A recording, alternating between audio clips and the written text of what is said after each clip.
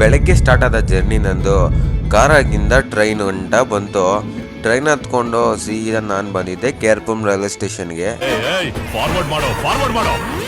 ಇಲ್ಲಿಂದ ನಾನು ಬೇರೆ ಟ್ರೈನ್ನ ಕ್ಯಾಚ್ ಮಾಡಬೇಕು. ಅದಕ್ಕೆ ಟ್ರೈನ್ಗೋಸ್ಕರ ವೆಯ್ಟ್ ಮಾಡ್ಕೊಂಡಿದ್ದೆ. ಚಳಿ ಆದರೆ ಚಳಿ ಆಗ್ತಾ ಇಲ್ಲಪ್ಪ. ತುಂಬ ಹೊತ್ತಿಂದ ವೆಯ್ಟ್ ಮಾಡ್ತಾನೆ ಇದ್ದೆ. ಯಾವ್ಯಾವುದೋ ಟ್ರೈನ್ ಬಂದೋಯ್ತು, ಆದರೆ ಪಕ್ಕ ಟೈಮಿಗೆ ಬರ್ಬೇಕಾದ್ರೆ ಟ್ರೈನ್ ಮಾತ್ರ ಬಂದೇ ಇದ್ದಿಲ್ಲ. ಹೂ ಸ್ಟಾಪ್ಡ್ ಯು? ನಿಮ್ಮನ್ನ ತಡೆದಿರುವವರು ಯಾರು? ಹಂಗೋ ಹಿಂಗೋ ಕೊನೆಗೆ ಎಷ್ಟೊತ್ತೋ ಆದ್ಮೇಲೆ ಒಂದು ಅವರ್ ಡಿಲೇ ಆಗಿ ಟ್ರೈನ್ ಬಂತು. ಇದೇ ಫಸ್ಟ್ ಟೈಮ್ ಟ್ರೈನಾಗಿ ಜರ್ನಿ ಮಾಡ್ತಾ ಇರೋದು. ಈ ವಾಶ್ರೂಮ್ ನೋಡ್ಬಿಟ್ಟು ಬಾತ್ರೂಮ್ ಹೋಗೋಕೆ ಕೂಡ ಮನ್ಸು ಬರಲ್ಲ, ಹಂಗೈತೆ. ಸಿಗ್ತಾ ನಿಮ್ಗೆ ಹೊಡಿರಿ, ಚಪ್ಪಾಳೆ ಹೊಡಿರಿ. ಇದು ನಮ್ ದೇಶ ಅಂದ್ರೆ ಇಂಥ ದೇಶದ ಬಗ್ಗೆ ಕೆಡ್ದ ಮಾತಾಡ್ತೀಯ ನೀನು. ಅಡ್ಜಸ್ಟ್ ಮಾಡ್ಕೊಂಡು ಹೋಗ್ಬೇಕು. ಮನೆ ಮಠ ಎಲ್ಲ ಬಿಟ್ಬಿಟ್ಟು ದೂರ ಹೋಗ್ತಾ ಇದ್ದೀನಿ. ಅಣ್ಣ ಸಖತ್ ಆಕ್ಟಿಂಗ್ ಮಾಡ್ತಿದ್ದೆ ಕಣ, ಕಲಾವಿದ ಕಣ, ನಮಸ್ಕಾರ ಕಣ ನೀನು. ಎಲ್ಲಿಗೆ ಹೋಗ್ತಾ ಇದ್ದೀನಿ ಅನ್ನೋದು ಮುಂದೆ ವಿಡಿಯೋಸಲ್ಲಿ ತಿಳಿಸ್ತೀನಿ. ಈ ಒಂದು ಜರ್ನಿಯಲ್ಲಿ ನಾನು ಏನೇ ಪ್ರಾಬ್ಲಮ್ಸ್ ಫೇಸ್ ಮಾಡಿದ್ರು ಅದು ನಾನು ಮಾಡ್ಕೊಂಡಿರೋದೆ. ಇಷ್ಟು ದೂರ ನಾನು ಎಲ್ಲ ಕಷ್ಟ ಅನುಭವಿಸ್ಬೇಕು ಅಂದ್ಬಿಟ್ಟು ಇಷ್ಟು ದೂರ ಬಂದಿರೋದು. ಅದರಿಂದ ನಾನು 2.5 ದಿವಸ ಟ್ರೈನಲ್ಲಿ ಟ್ರಾವೆಲ್ ಮಾಡ್ತಾ ಇದ್ದೀನಿ. 2.5 ದಿವಸ ಟ್ರೈನಲ್ಲಿ ಜರ್ನಿ ಮಾಡಿಕೊಂಡು ನಾನು ಬಂದಿರೋದೆ ಪ್ರಯಾಗ್ರಾಜ್ಗೆ. ಒಂದು ಸಂಗಮದಲ್ಲಿ ಸ್ನಾನ ಮಾಡೋಣ ಅಂತಲ್ಲ, ಇಲ್ಲಿ ಒಂದು ವಾತಾವರಣ ಏನಿದೆ ಅಂತ ಎಕ್ಸ್ಪ್ಲೋರ್ ಮಾಡಕ್ ಬಂದಿದ್ದೀನಿ. ಟ್ರಾವೆಲ್ ಮಾಡ್ತಾ ಇದ್ದೀನಿ. ಅದೇ ರೀತಿಯಾಗಿ ಸಂಗಮದಲ್ಲೂ ಕೂಡ ಸ್ನಾನ ಮಾಡ್ತೀನಿ, ಯಾಕಂದ್ರೆ ಆ ಭಾಗ್ಯ ಸಿಗೋದಿಲ್ಲ. ಹೋದ ವರ್ಷ ನಾನು ಬರ್ಬೇಕು ಅನ್ಕೊಂಡಿದ್ದೆ ಈ ಸಂಗಮದಲ್ಲಿ ಸ್ನಾನ ಮಾಡೋದಕ್ಕೆ, ಮಹಾಕುಂಭಮೇಳಕ್ಕ. ಅದೇನೇನೋ ಕಾರಣಗಳಿಂದ ಕ್ಯಾನ್ಸಲ್ ಆಗೋಯ್ತು. ಆದರೆ ಈ ವರ್ಷ ಮಾಘಮೇಳಕ್ಕೆ ಬಂದಿದ್ದೀನಿ. ಇನ್ನು ಹೋಗಿ ಸ್ನಾನ ಮಾಡಬೇಕು. ಇನ್ನು ಲೇಟು. ಹತ್ತತ್ರ ಇವಾಗ 12 ಕಿಲೋಮೀಟ್ರ್ ಇದೆ. ಒಂದು 3-4 ಕಿಲೋಮೀಟ್ರ್ ನಡ್ಕೊಂಡು ಬಂದಿದ್ದೀನಿ. ಇನ್ನು ಮಿಕ್ಕಿದ ಕಿಲೋಮೀಟ್ರ್ ನಡಿಬೇಕು. ನೋಡೋಣ ಇನ್ನು ಎಷ್ಟು ದೂರ ನಡಿಬೇಕಾಗ್ತಿತ್ತು. ಸುಸ್ತಾಗಿ ಹೋಗಿದೆ. ನೋಡ್ಬೋದು ಹೆಂಗೈತೆ ಮಂಚು ಅಂತ. ಇತ್ ಕಡೆ ಅಂತೂ ಚಳಿ ನಮ್ಮೂರ್ ಕಡೆಗಿಂತ ಜಾಸ್ತಿನೇ ಐತೆ. ಆ ಬೆಂಗಳೂರು, ನಮ್ಮ ಕೋಲಾರ, ಮಾಲೂರು ಕಡೆ ಎಲ್ಲ ಪರವಾಗಿಲ್ಲ. ಇತ್ ಕಡೆ ಚಳಿ ಅಂತೂ ವಿಪರೀತ ಇದೆ. ಹುಷಾರು, ಯಾರನ್ನ ಬರೋರಿದ್ರೆ ಇತ್ ಕಡೆ ನೀಟಾಗಿ ಫುಲ್ ಪ್ಯಾಕ್ ಆಗ್ಬಿಟ್ಟು ಬನ್ನಿ. ಅರ್ಧಂಬರ್ಧ ಏನಾರ ಬೇರೆ ಮಾಮೂಲಿ ಟೀ ಶರ್ಟ್ಗಳು ಪ್ಯಾಂಟ್ಗಳಾಗಿ ಬಂದಿದ್ದೀನಿ ಅಂದರೆ ಚಳಿಕ ಅದ್ರೋಗ್ತೀರಾ. ಹತ್ತತ್ರ 4:15 ನಡಿತಾನೇ ಇದ್ದೀನಿ. ಈ ಗೂಗಲ್ ಮ್ಯಾಪ್ಸಲ್ಲಿ ತೋರಿಸಿದ ಪ್ರಕಾರ 2.5 ಅವರ್ ಐತೆ. ಆದರೆ ನಡೆದಿದ್ದೀನಿ, ಇನ್ನೊಂದು ಅವರ್ ಐತಂತೆ. 7 ಕಿಲೋಮೀಟ್ರ್ ಐತೆ. ಆರಾಮಾಗಿ ನಡಿತೀನಿ. ಆದರೆ ಇವಾಗ ನಾನು ವ್ಲಾಗ್ ಮಾಡಬೇಕು ಇನ್ಸ್ಟಾಗ್ರಾಮಲ್ಲಿ ಪೋಸ್ಟ್ ಮಾಡೋದಕ್ಕೆ, ಒಂದು ಜರ್ನಿಯ ಸೆಕೆಂಡ್ ಡೇನ. ಇವಾಗ ಅಲ್ಲೆಲ್ಲ ಕುತ್ಕೊಬೇಕಾಗುತ್ತೆ. ಆದರೂ ಸುಸ್ತಾದರೂ ನಡೀತಾನೇ ಇದ್ದೀನಿ. ಸ್ವಲ್ಪ ಹೊತ್ತು ಇಲ್ಲೆಲ್ಲ ಕುತ್ಕೊಂಡು ರೆಸ್ಟ್ ಮಾಡೋಣ ಅಂದ್ಬಿಟ್ಟು ಆರಾಮಾಗಿ ಸ್ವಲ್ಪ ಹೊತ್ತು ಕುತ್ಕೊತಾ ಇದ್ದೀನಿ ರೋಡ್ ಸೈಡೆ, ಫುಟ್ಪಾತ್ ಮೇಲೆ. ಅಯ್ಯೋ, ಯಾರು ನೋಡಬೇಕು? ನಮ್ಮೂರಾದರೆ ಎಲ್ಲ ನೋಡ್ತಾರೆ, ಇಲ್ಲಿ ಯಾರು ನೋಡಬೇಕು? ಬೆಳಗ್ಗೆ ಮಂಜಲ್ಲಿ ಯಮುನಾ ನದಿ ಮೇಲೆ ಬ್ರಿಡ್ಜ್ ಮೇಲೆ ನಡ್ಕೊಂಡು ಹೋಗ್ತಾ ಇದ್ರೆ ಈ ವ್ಯೂ ಮಾತ್ರ ಮಸ್ತಾಗೈತೆ. ನೀವು ನೋಡಿ ಒಂದ್ಸರಿ. ಏನೋ ಘಾಟ್ ಹೆಸ್ರು ಹೇಳಿದ್ರು, ಮರ್ತೋಗ್ಬಿಟ್ಟೆ. ಆ ಘಾಟ್ ಹೆಸ್ರು ಏನೋ ಐತೆ, ಆಮೇಲೆ ನಾನು ತಿಳ್ಕೊಂಡು ಹೇಳ್ತೀನಿ. ನೋಡಿ, ಇದು ಯಮುನಾ ನದಿ ಬ್ರಿಡ್ಜ್ ಮೇಲೆ ನಡ್ಕೊಂಡು ಹೋಗ್ತಾ ಇದ್ದೀನಿ. ಇದು ಕೇವಲ ಯಮುನಾ ನದಿ ಅಷ್ಟೇ. ತ್ರಿವೇಣಿ ಸಂಗಮ್ ಬರೋದು ಇನ್ನೂ ಆ ಕಡೆ ಮುಂದೆ ಅಂತೆ. ಇನ್ನ ಒಂದು 4-5 ಕಿಲೋಮೀಟರ್ ಐತೆ. ನಡ್ಕೊಂಡು ಹೋಗ್ತಾ ಇದ್ದೀನಿ. ಅಲ್ಲಿ ಹೋಗಿ ಆ ಒಂದು ವ್ಯೂ ಆಗ್ಲಿ ಪ್ರತಿಯೊಂದು ನೀಟಾಗಿ ತೋರಿಸ್ತೀನಿ. ನಮ್ ಕಡೆಗಿಂತ ಈ ಕಡೆ ತುಂಬಾ ಚಳಿ ಇದೆ. ಈ ಕಡೆ ಮಾತ್ರ ಹತ್ತತ್ರ ಒಂದು 12 ಕಿಲೋಮೀಟರ್ ನಡ್ಕೊಂಡ್ ಬಂದ್ಮೇಲೆ ಹಂಗೋ ಹಿಂಗೋ ಸಂಗಮದ ಹತ್ರಕ್ಕೆ ಬಂದ್ಬಿಟ್ಟೆ. ಇನ್ನೂ ಜಾಸ್ತಿ ದೂರ ಒಳಕ್ಕೆ ಹೋಗೋದೈತೆ. ಹೋಗೋಣಿರೋ ಒಳಕ್ಕ ಎಲ್ಲ ಒಳ್ಳೊಳ್ಳೆ ತಲೆ ಉಪಯೋಗಿಸ್ತಾರೆ. ಇಲ್ಲಿ ನೀರು ಎತ್ಕೊಂಡು ಹೋಗೋ ಕ್ಯಾನ್ಗಳಿಕ್ಕವ್ರೆ. ಏನಿಲ್ಲಿ ಪೇಸ್ಟ್ ಎಲ್ಲೂ ಸಿಕ್ಕಂಗಿಲ್ಲ, ಬೇರೆ ಕಡ್ಡಿಗಳೇ ಅವೆ, ಬೇವಿನ ಕಡ್ಡಿಗಳು ಮಾತ್ರ. ಸರಿಯಾದ ಬಿಸ್ನೆಸ್ ಮಾಡ್ತಾರೆ ಇಲ್ಲಂತೂ. ಓಹೋ ಸರಿಯಾಗೈತೆ ಟೆಂಟ್ಗಳು. ಏನು ಎಷ್ಟು ಜನ ಹಂಗಾರೆ ಪರವಾಗಿಲ್ಲಪ್ಪ. ಹೋದ್ ಸರಿ ಹತ್ತತ್ರ ಒಂದು 60-70 ಕೋಟಿ ಗಂಟೆ ಜನ ಬಂದವ್ರೆ. ಅಷ್ಟು ಜನ ಬರ್ಬೇಕಂದ್ರೆ ಇಷ್ಟು ಮಾತ್ರ ಮಾಡಲೇಬೇಕಾಗ್ತೈತೆ. ಇರಲಿ ಮಸ್ತಾಗೈತೆ. ಆದರೆ ಸ್ವಲ್ಪ ಗಲೀಜು, ಏನು ಮಾಡೋಕ್ಕಾಗಲ್ಲ. ನಮ್ಮ ಇಂಡಿಯನ್ ಸ್ವಲ್ಪ ಅದ್ರ ಮೇಲೆ ಸ್ವಲ್ಪ ಫೋಕಸ್ ಮಾಡಬೇಕು. ಯಾವ ಕಡೆ ಹೋಗ್ಬೇಕು, ಏನು ಹೋಗ್ಬೇಕು ಒಂದು ಗೊತ್ತಾಗ್ತಾಯಿಲ್ಲ. ಎಲ್ಲಿ ಸ್ನಾನ ಮಾಡೋದು, ತ್ರಿವೇಣಿ ಸಂಗಮ ಎಲ್ಲ ಆಗ್ತೈತೆ, ಏನು ಗೊತ್ತಾಗ್ತಾ ಇಲ್ಲ. ಒಬ್ಬನೇ ಬಂದಿದ್ರಾಗ ಸ್ವಲ್ಪ ಕಷ್ಟ ಬೀಳಬೇಕು. ಈ ಚಳಿನಾಗ ಅದು ಹೆಂಗಾನ ಮುಣುಗ್ತಾವ್ರೋ ಸ್ನಾನ ಮಾಡ್ತಾವ್ರೋ ಒಂದು ಗೊತ್ತಾಗ್ತಾ ಇಲ್ಲ. ಚಳಿಗಂತೂ ತಡ್ಕೊಳಕ್ಕಾಗ್ತಾ ಇಲ್ಲ. ಆ ರೇಂಜ್ ಚಳಿ ಐತೆ. ಆ ಚಳಿನ ಇವ್ರೋಗಿ ಸ್ನಾನ ಮಾಡ್ತಾ ಅವ್ರೆ.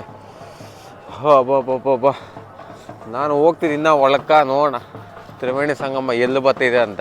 ಅದೊಂದು ಪ್ಲೇಸ್ ಐತೆ, ಅದು ಫೇಮಸ್ ಪ್ಲೇಸು. ಎಲ್ಲ ರೀಲ್ಸಲ್ಲಿ, ಇನ್ಸ್ಟಾಗ್ರಾಮಲ್ಲಿ, ಯೂಟ್ಯೂಬಲ್ಲಿ ಬರ್ತಾ ಇರ್ತೈತೆ. ಆ ಪ್ಲೇಸ್ಗೆ ಹೋಗೋಣ ಅಂತ ಹುಡುಕ್ತಾ ಇದ್ದೀನಿ. ಹುಡುಕ್ತೀನಿ, ಇನ್ನೂ ಎಷ್ಟು ದೂರ ಆದೈತೆ ಅಷ್ಟು ದೂರ ಹುಡುಕ್ತೀನಿ. ಇಲ್ಲಿ ವ್ಯೂ ಮಾತ್ರ ಮಸ್ತಾಗೈತೆ. ಇಲ್ಲಿ ಎಲ್ಲಿ ಹೋಗ್ಬೇಕು ಏನು ಇನ್ನೂ ಗೊತ್ತಾಗ್ತಾನೆ ಇಲ್ಲ. ಸುಮ್ಮನೆ ನಡ್ಕೊಂಡು ಓಡಾಡ್ತಾನೇ ಇದ್ದೀನಿ, ಸುಸ್ತಾಗೋಗ್ತೀನಿ ಏನೋ ಇನ್ನು ಸ್ವಲ್ಪ ಹೊತ್ತು ನೋಡ್ತಾ ಇದ್ರೆ. ಈ ಬ್ರಿಡ್ಜ್ ಮಾತ್ರ ಮಸ್ತಾಗೈತಪ್ಪ. ಅದು ಹೆಂಗೋ ನೋಡೋ ಬಲೆ ಕಟ್ಟವ್ರೆ, ಅದು ಟೆಂಪ್ರವರಿ ಬ್ರಿಡ್ಜ್. ಮಸ್ತಾಗವೆ. ಏನೋ ಅಂತಾರೆ, ಇದನ್ನ ಮರ್ತೋಗ್ಬಿಟ್ಟೆ. ಏನಂತಾರೆ ನೀವೇ ಕಮೆಂಟ್ ಮಾಡಿ ನೋಡೋಣ ಈ ಪಕ್ಷಿಗಳನ್ನ ಏನಂತಾರೆ. Welcome to Kumbhanagari Prayagraj. View ಮಾತ್ರ ಮಸ್ತಾಗೈತೆ. 8 ಗಂಟೆ ಆಗೈತೆ, ಆದರೂ ನೋಡಿ ಇನ್ನೂ ಕ್ಲೈಮೇಟ್ ಹೆಂಗೈತೆ, ಇನ್ನೂ ಒಂದು 6 ಗಂಟೆ ಇದ್ದಂಗೆ ಐತೆ. ಈ ಕ್ಲೈಮೇಟಾಗ ಇವಾಗ ಸ್ನಾನ ಮಾಡಬೇಕಂದ್ರೆ ಚಳಿಕ ನನ್ನ ಬಾಡಿ ಕಂಟ್ರೋಲಿ ಸಿಕ್ಕಲ್ಲ ಅಂದಮೇಲೆ ಆಗಿದ್ದಾಗಲಿ ಮಾಡೋಣ. ಒಳ್ಳೆ ಸ್ಪಾಟ್ ಕಂಡಿಡ್ದಿದ್ದೀನಿ. ಹತ್ತತ್ರ ಫುಲ್ಲು ಆ ಕಡೆ ನೋಡಿ, ಆ ಬ್ರಿಡ್ಜ್ ಕಾಣಿಸ್ತೈತೆ ನೋಡಿ, ಆ ಬ್ರಿಡ್ಜ್ ಹಂಗೆ ಹೋಗಿ ಮತ್ತೆ ಈ ಬ್ರಿಡ್ಜ್ ಮೇಲೆ ಹಿಂಗೆ ಬರ್ತಾಯಿದ್ದೀನಿ. ದಾರಿಗಳು ಗೊತ್ತಿಲ್ಲಿರ, ಯಾರನ್ನ ಗೊತ್ತಿದ್ದರೆ ನೀವು ನೀಟಾಗಿ ತಿಳ್ಕೊಂಡು ಬನ್ನಿ.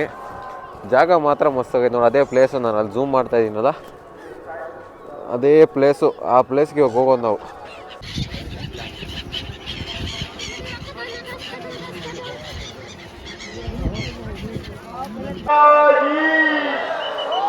सरस्वती मैया की, बोलिए सरस्वत भगवान की, बोलिए बजरंगबली की, बोलिए तीर्थराज प्रयाग की, बोलिए सभी कल्पवासियों की, बोलिए सभी साधु संतों की, बोलिए बड़े माता पिता की जय। हर हर महादेव। धन्यवाद साथियों। ಲಾಸ್ಟ್ ಟೈಮ್ ಆದ ಮಹಾಕುಂಭಮೇಳದಲ್ಲಿ ಇದ್ದಷ್ಟು ಜನ ಇಲ್ಲಿ ಕೇವಲ ಒಂದು 5% ಇದ್ದಾರೇನೋ ಅಷ್ಟೇ. ಇನ್ನೂ ತುಂಬ ಜನ ತುಂಬೋಗಿದ್ರು, ಆದರೆ ಈ ಸರಿ ಸ್ವಲ್ಪ ಕಮ್ಮಿ ಇದ್ದಾರೆ ಮಾಘಮೇಳಕ್ಕೆ. ಒಬ್ಬನೇ ಬಂದಿರೋದಕ್ಕೆ ಇಲ್ಲಿ ಯಾರು ಬ್ಯಾಗ್ ನೋಡ್ಕೊತಾರೋ ಭಯ ಆಗ್ತೈತೆ, ಯಾರು ನಂಬೋಕ್ಕೂ ಆಗಲ್ಲ, ಎಲ್ಲ ಕಳ್ರೆ ಇರ್ತಾರೆ. ಅದಕ್ಕೆ ಆಗಿದ್ದಾಗಲೇ ಬಂದಿದ್ದು. ಇದೇ ನಮ್ಮ ಪಾಲು, ಹೋದ್ರೆ ನಮ್ದಲ್ಲ ಅಂದ್ಬಿಟ್ಟು ಇಲ್ಲೇ ಇಕ್ಬಿಟ್ಟು ಮುಳುಗಕ್ಕೆ ಹೋಗ್ತಾ ಇದ್ದೀನಿ. ಅದು ಹೆಂಗೆ ಸ್ನಾನ ಮಾಡಿದ್ನೋ ನನಗಂತೂ ಗೊತ್ತೇ ಆಗಿಲ್ಲ. ಆ ಚಳಿಯಲ್ಲಿ ಒಳ್ಳೆ ಟೆಂಪರೇಚರು, ಹತ್ತತ್ರ ಒಂದು 3 to 4 ಡಿಗ್ರೀಸ್ ಬಂದ್ಬಿಟ್ಟಿದೆ ವಾಟ್ರಲ್ಲಿ. ಅಂಥ ಚಳಿಯಲ್ಲಿ ನಾನು ಸ್ನಾನ ಮಾಡಿದೆ, ಹಂಗೋ ಹಿಂಗೋ ಬಾಧೆ ಬಿದ್ದು. 9 ಗಂಟೆ ಆದ್ರೂ ಇನ್ನೂ ಇಲ್ಲಿ ಒಳ್ಳೆ ಹಿಮಾಲಯನಾಗಿದ್ದಂಗೆ ಇದ್ದೀರಿ. ಚಳಿ ಅಂದರೆ ಚಳಿ. ತ್ರಿವೇಣಿ ಸಂಗಮದಲ್ಲಿ ಸ್ನಾನ ಮುಗೀತು. ಇವಾಗ ಸ್ನಾನ ಮುಗಿಸ್ಕೊಂಡು ಇಲ್ಲಿ ನೆಕ್ಸ್ಟ್ ಏನೇನು ಪ್ಲೇಸ್ಗಳೈತೆ ಎಲ್ಲ ನೋಡ್ಕೊಂಬರೋಣ ಅಂದು ಹೋಗ್ತಾ ಇದ್ದೀನಿ. ಪ್ರತಿಯೊಂದು ಕ್ಲಿಯರಾಗಿ ನೀಟಾಗಿ ತೋರಿಸ್ತೀನಿ. ಇಲ್ಲಿ ಹುಷಾರಾಗಿರಬೇಕು, ಮಿಸ್ಕಿದ್ರೆ ಸಾಕು. ಸ್ವಲ್ಪ ಮಿಸ್ ಆಗಿದ್ರೆ ಅಂದರೆ ನಮ್ಮನ್ನೇ ಮಾಯ ಮಾಡಾಕ್ತಾರೇನೋ, ಆ ರೇಂಜ್ ಖತರ್ನಾಕ್ ಅವ್ರೆ. ಎಲ್ಲಿ ನೋಡಿದ್ರು ಟೆಂಟ್ಗಳೇ, ಒಳ್ಳೆ ಬಿಸ್ನೆಸ್ ಮಾಡ್ತಾವ್ರೆ. ಅಲ್ಲೂ ಜಾಗ ಬೇವಿನ ಕಡ್ಡಿಯಿಂದ ಹಿಡ್ದು ನೀರು ಎತ್ಕೊಂಡು ಹೋಗೋಕೆ ಡಬ್ಬುಗಳು ಸಮೇತ ಒಳ್ಳೆ ಬಿಸ್ನೆಸ್ ಮಾಡ್ತಾವ್ರೆ ಇಲ್ಲಿ. ನನ್ನ ಕ್ಷಮಿಸ್ಬೇಕು ನೀವು. ನನ್ನ ಫೋನ್ ಸ್ವಲ್ಪ ರಿಪೇರಿ ಆಗೋಗಿತ್ತು. ಅಂದರೆ ವಾಟರಲ್ಲಿ ಇಳಿದಿದ ತಕ್ಷಣ ಒಂದು ಪವರ್ ಸಾಕೆಟಲ್ಲಿ ವಾಟರ್ ಹೋಗ್ಬಿಟ್ಟು ನನ್ನ ಫೋನ್ ತುಂಬ ರಿಪೇರಿ ಆಗೋಯ್ತು. ಅದರಿಂದ ನಾನು ಪ್ಲೇಸಸ್ನೆಲ್ಲ ವೀಡಿಯೋ ಇಡೋಕ್ಕಾಗಿಲ್ಲ. ಆಮೇಲೆ ನಾನು ಅಲ್ಲಿಂದ ಡೈರೆಕ್ಟ್ ನಾನು ಆಟೋ ಮಾಡಿಕೊಂಡು ನೆಕ್ಸ್ಟ್ ನಾನು ಬಸ್ಸಲ್ಲಿ ಅಯೋಧ್ಯೆಗೆ ಹೋಗೋಣ ಅಂದ್ಬಿಟ್ಟು ಬಸ್ಸಲ್ಲೇ ಹೋದೆ. ಹತ್ತತ್ರ 200 ಕಿಲೋಮೀಟ್ರ್ ಆಗುತ್ತೆ, 200ಕ್ಕಿಂತ ಮೇಲೇ ಆಗ್ಬೋದು ಇಲ್ಲಿ ಪ್ರಯಾಗ್ರಾಜಿಂದ ಅಯೋಧ್ಯೆಗೆ ಹೋಗೋದಕ್ಕೆ. ಹತ್ತತ್ರ ದೇವಸ್ಥಾನ ಹತ್ರಕ್ಕೆ ಹೋದೆ. ರೂಮ್ ಮಾಡೋಣ ಅಂತ ಯೋಚನೆ ಮಾಡ್ಕೊಂಡು ರೂಮ್ ಮಾಡ್ಕೊಂಡು ಹೋದೆ. 500 ವರ್ಷಗಳು ಹೋರಾಟ ಮಾಡಿದ್ಮೇಲೆ ಈ ಒಂದು ರಾಮ ಮಂದಿರ ಆಗಿರೋದು. ಕೊನೆಗೂ ನನಗೆ ಈ ವರ್ಷ ಅದು ಇವಾಗ ಭಾಗ್ಯ ಸಿಗ್ತೈತೆ ರಾಮ ಮಂದಿರ ನೋಡೋದಕ್ಕೆ. ಅಲ್ಲಿ ಕಾಣಿಸ್ತಾ ಐತೆ ರಾಮ ಮಂದಿರ, ತೋರಿಸ್ತೀನಿ ಹತ್ರಕ್ಕೆ ಹೋಗಿ ನಿಮ್ಗೆಲ್ಲರಿಗೂ. ಏನೋ ಒಂಥರ ಖುಷಿ ಆಗ್ತಾ ಐತೆ. ಕಾಣಿಸ್ತಾ ಇರೋದೇ ಭವ್ಯವಾದ ರಾಮ ಮಂದಿರ. ಕೊನೆಗೂ 500 ವರ್ಷಗಳ ನಂತರ ರಾಮ ಮಂದಿರ ಆಗೈತೆ. ಬ್ಯಾಗು ಮೊಬೈಲ್ ಏನೂ ಅಲೋ ಇಲ್ಲ, ಎಲ್ಲ ಎತ್ಕೊಂಬಂದು ಇಲ್ಲಿ ಹಾಕ್ಬಿಡ್ಬೇಕು. ಫುಲ್ ಸೆಕ್ಯೂರಿಟಿ ಮಾಡಿಬಿಟ್ಟವ್ರೆ, ಎಲ್ಲಿ ನೋಡಿದ್ರು ಫುಲ್ ಸೆಕ್ಯೂರಿಟಿ. ಫೋನು ಬ್ಯಾಗು ಗೀಗು ಏನೂ ಒಳಗೆ ಬಿಡಲ್ಲ. ಇಲ್ಲಿ ಚೆಕಿಂಗ್ ಮಾಡಿಬಿಡ್ತಾರೆ.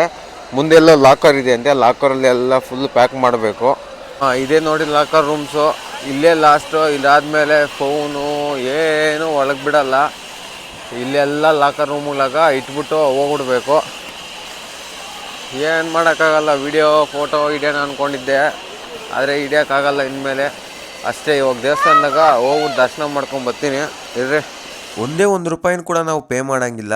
ಎಲ್ಲ ಫ್ರೀ ಲಾಕರ್ಸು, ಚಪ್ಪಲಿ ಸಮೇತ ಅಲ್ಲಿ ನೀವು ಹಾಕಿಡ್ಬೋದು.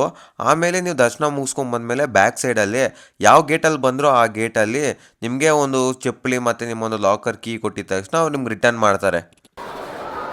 ಆ ದೇವ್ರ ದರ್ಶನ ಆಯಿತು. ಯಾಕೆ ಹೇಳ್ತೀರಾ, 2 ಕಣ್ಣಂತೂ ಸಾಲೇ ಇಲ್ಲ. ಆ ರೇಂಜ್ ಸ್ವಲ್ಪ ಹೊತ್ತಂತೂ ನಿಂತ್ಕೊಂಡಿದ್ದೋಗಿದ್ದೆ. ಏನು ಹಿಂಗೆ ಹೋಗಿ ಹಂಗೆ ಬಂದ್ಬಿಟ್ಟೆ. ಅಷ್ಟೊತ್ತಿಗೆ ದರ್ಶನ ಆಗೋಯ್ತು, ಬೇಗನೆ ದರ್ಶನ ಆಗೋಯ್ತು. ಜನ ಬೇರೆ ಇಲ್ಲ, ನನ್ನ ಅದೃಷ್ಟ. ಜನ ಕಮ್ಮಿ ಅವರೇ. ಪ್ರಯಾಗರಾಜಲ್ಲೂ ಇಲ್ಲ, ಅಯೋಧ್ಯೆಯಲ್ಲೂ ಇಲ್ಲ.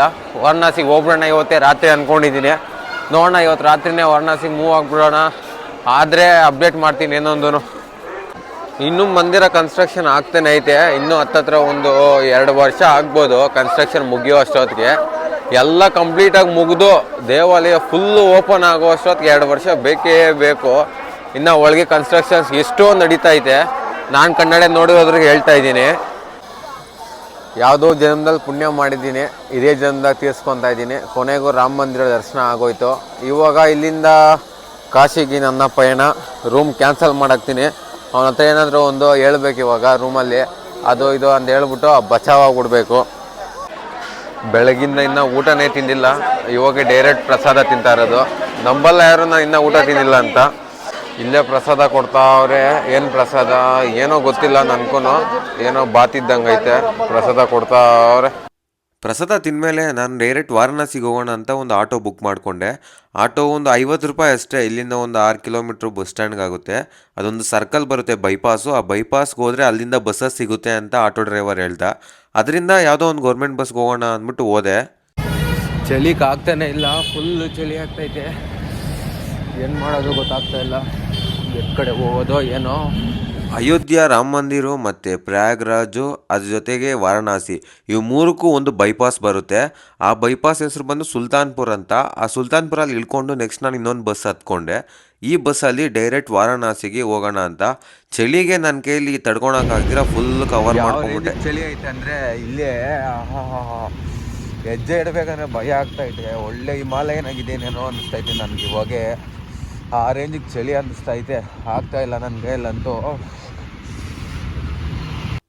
ಕಾಲು ಈ ರೀತಿ ಗಾಯ ಆಗಿದ್ರು ಕೂಡ ಇದೇ ಕಾಲಲ್ಲಿ ನಾನು 36,000 ಸ್ಟೆಪ್ಸ್ ಕಂಪ್ಲೀಟ್ ಮಾಡಿದ್ದೀನಿ ಈ ಡೇ ಫುಲ್ಲು.